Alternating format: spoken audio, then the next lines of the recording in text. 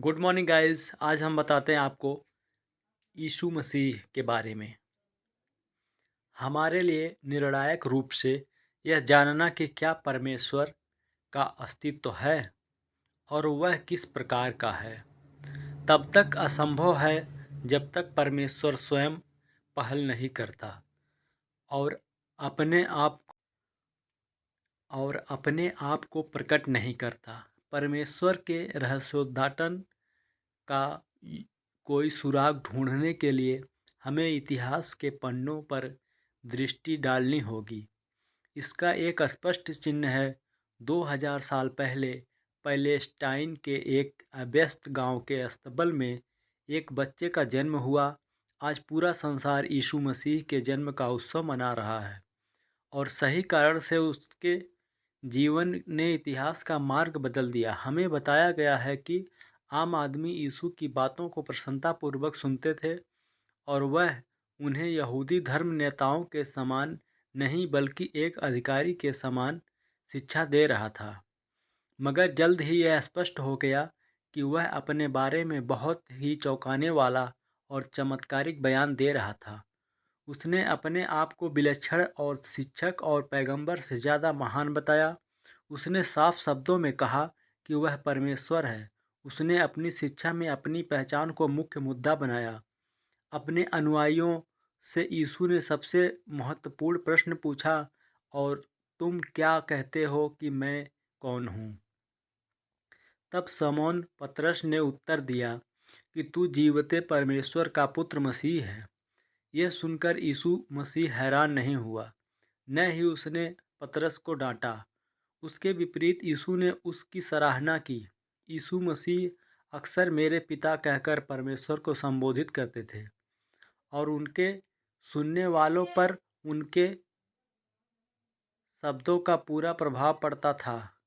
हमें बताया गया है इस कारण यहूदी और भी अधिक उसको मार डालने का प्रयत्न करने लगे, क्योंकि वह न केवल शब्द विश्राम दिन की विधि को तोड़ता परंतु परमेश्वर को अपना पिता कहकर अपने आप को परमेश्वर के तुल्य ठहराता था। एक दूसरे अवसर पर उन्होंने कहा, मैं और मेरे पिता एक हैं। उसी समय यहूदियों ने उसे पत्थर मारना चाहा। यीशु मसीह ने उनसे पूछा कि उसके किस अच्छे कर्मों के लिए वे यीशु को पत्थर मारने के लिए प्रेरित हुए। उन लोगों ने उत्तर दिया, भले काम के लिए हम तुझे पत्थरवाह नहीं करते, परंतु परमेश्वर की निंदा के कारण और इसलिए कि तू मनुष्य होकर अपने आप को परमेश्वर बनाता है। यीशु ने अपने बारे में यह कहा कि यीशु ने स्पष्ट रूप से उन शक्तियों का दावा किया जो केवल परमेश्वर के पास हैं।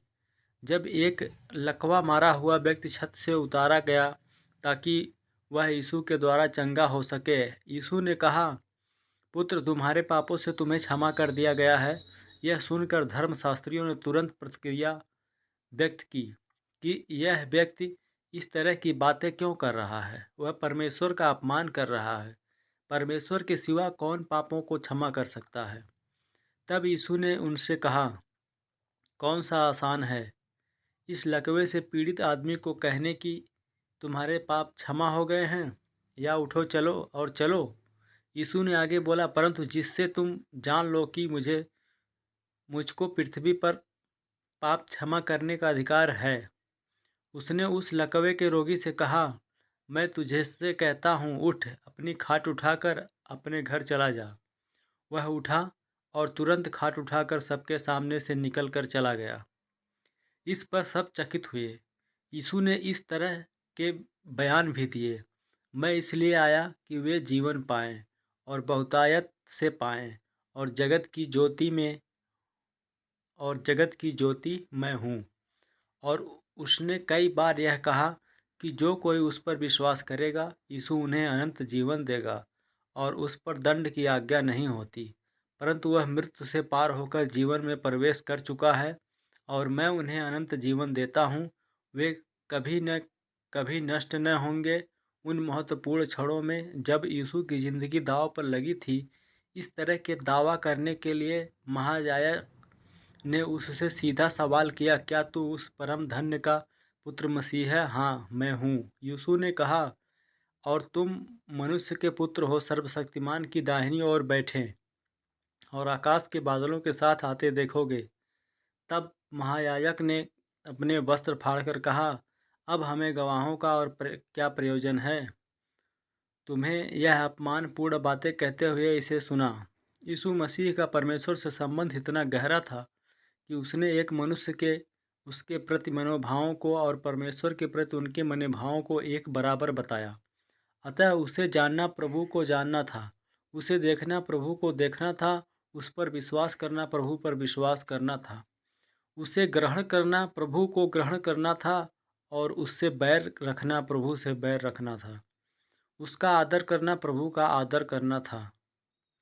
तो आशा करते हैं यीशु के बारे में आप लोगों को जानकर बहुत संतुष्टि हुई होगी और हमारे चैनल को सब्सक्राइब, लाइक, शेयर ज़्यादा से ज़्यादा करें।